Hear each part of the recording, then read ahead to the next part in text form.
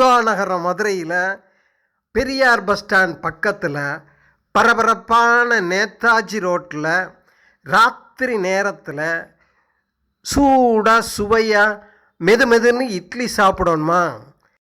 மதுரையில் நேதாஜி ரோட்டில் பிளாட்பாரத்தை ஒட்டி வண்டியில் வச்சு நேதாஜி ரோட் வாங்க அக்கா இட்லி கடையில் சுட சுட இட்லி சுத்தமான வாழை இலையில் வச்சு சாம்பார், தக்காளி சட்னி, தேங்காய் சட்னி, எள்ளு சட்னி, புதினா சட்னி, 4 வகை சட்னியோட அதுலேயும் இந்த எள்ளு சட்னி வேறு லெவல் போங்க, சூப்பராக டேஸ்ட்டாக இருக்கும்.